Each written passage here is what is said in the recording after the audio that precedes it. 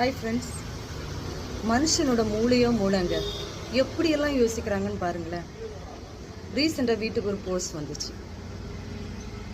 என்னடான்னு சொல்லி ஓப்பன் பண்ணி பார்த்தா ரொம்ப ஷாக்கிங்காக இருந்துச்சு.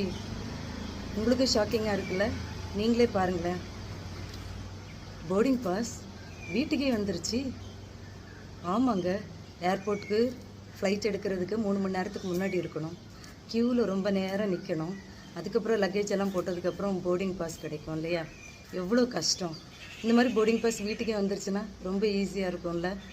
கையில் போர்டிங் பாஸ் இருக்குது, ஒரு 1 hour முன்னாடி போனால் போதும், அங்கே போய் காற்று கிடக்க வேண்டாம். அப்படி தானே நீங்களும் யோசிப்பீங்க. நானும் அப்படி தாங்க யோசித்தேன். நம்ப முடியலைல்ல? ஆமாங்க, லவ் இஸ் இன் த ஏர் அப்படின்னு சொல்லி வீட்டுக்கு வந்து ஒரு மேரேஜ் இன்விடேஷன் தான் இது. புதுசாக இருக்குல்ல? எப்படியெல்லாம் யோசிக்கிறாங்க பாருங்கள். ஒரு நிமிஷம் ஷாக் ஆகிட்டேன். நம்ம போர்டிங் பாஸ் தான் வீட்டுக்கு வந்துருச்சு அப்படின்னு சொல்லி ஒரு நிமிஷம் உண்மையிலே ஷாக் ஆகிட்டேன். ஸோ வெட்டிங் இன்விடேஷன் தான் இப்போ போர்டிங் கார்டு டைப்பில் வருது. போர்டிங் பாஸ் மட்டும் இல்லைங்க, பாஸ்போர்ட் டைப்லேயும் இப்போ வந்து இன்விடேஷன்லாம் பார்த்தேன். ரொம்ப மனுஷன் வினோதமாக யோசிக்கிறான். நீங்கள் யாராவது இதுக்கு முன்னாடி இந்த மாதிரி போர்டிங் பாஸ் டைப்பில் இன்விடேஷன் ரிசீவ் பண்ணியிருக்கீங்களா, இல்லை பாஸ்போர்ட் டைப்பில் ரிசீவ் பண்ணியிருக்கீங்களா, பார்த்துருக்கீங்களா அப்படின்னு சொல்லி கமெண்ட் பாக்ஸில் மறக்காமல் போஸ்ட் பண்ணிவிடுங்க.